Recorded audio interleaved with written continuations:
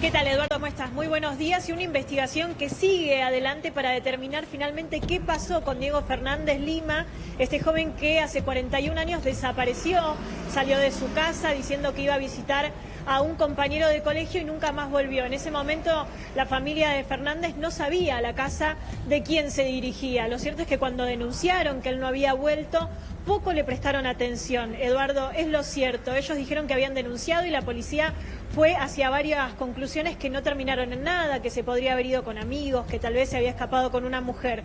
41 años después, en una obra que derriba por completo una casa que en algún momento vivió Gustavo Cerati, los obreros estaban haciendo un poco más despacio, porque en realidad así lo cuenta quien llevaba adelante la obra, dio la orden de tratar de ganarle 15 centímetros más a la medianera para poder tener más espacio, con el consentimiento de la familia de al lado, y cuando excavan en esos 15 centímetros descubren huesos. Los trabajadores inmediatamente dan aviso de lo que habían encontrado, se informa a la policía cómo se tiene que hacer, y ahí finalmente, después de algunas semanas, porque primero era una investigación que no se sabía hacia dónde apuntaba, había que determinar cuánto tiempo llevaba ese cadáver enterrado, y con la noticia ya en pantalla de todos los noticieros, una familia levantó la mano y dijo: nosotros siempre buscamos a Diego, y tal vez puede ser, lo habían encontrado con un reloj Casio, unas llaves de una casa e incluso un llavero. Se presentaron para presentar su ADN y finalmente confirmaron su identidad. En esta casa, Eduardo, de la avenida Congreso al 3700, vive la familia Graf, que es la familia que en ese momento vino a visitar.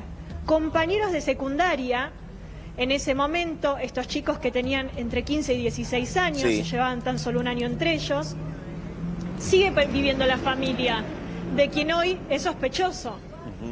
Ahora, lo que llama la atención es qué rápido se ha investigado en estas circunstancias. Lógicamente, el hermano del fallecido Diego, o del asesinado Diego hace 41 años, el otro día, entre llantos, decía: la verdad, tenemos que agradecerle a los albañiles, porque si no, nada se hubiese conocido, Gustavo. Entonces, da la sensación que se trabajó, en términos de la justicia, a dos velocidades completamente distintas en aquel momento del hecho, ¿no, Sí, Gustavo? a los albañiles hay que agradecerle algo más, porque los albañiles declararon ante el fiscal Ferrando, y uno de ellos dijo que se había presentado, cuando hacen el descubrimiento, se presenta una persona de la casa para tratar de explicar la situación. Esa persona se había presentado, era Christian Graf, que dio dos hipótesis a los albañiles absolutamente insólitas sobre la presencia de los huesos.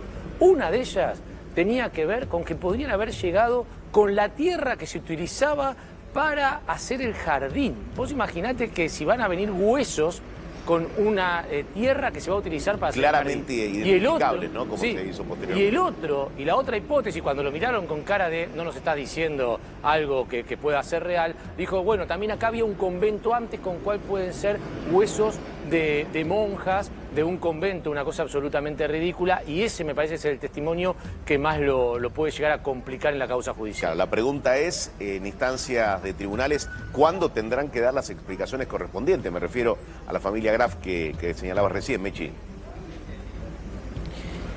Bueno, mira, te cuento un poco de movimiento que hubo en las últimas horas acá en esta casa, y que en realidad, conversando con vecinos, tratamos de armar la historia porque la familia todavía no quiso hablar. En la parte de abajo viven los padres de Christian Graf, y en la parte de arriba aún vive él con su esposa e hijos.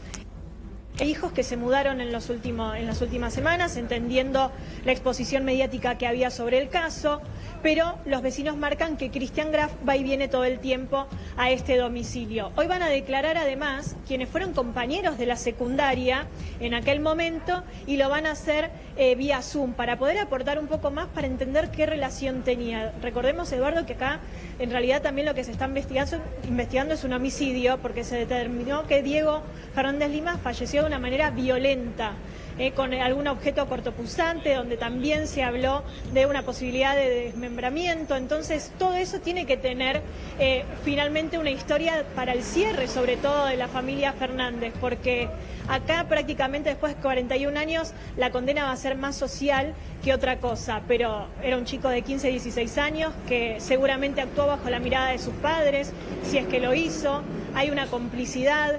Hay que darle también un cierre y una explicación a la familia Fernández que buscó durante tanto tiempo a su hijo.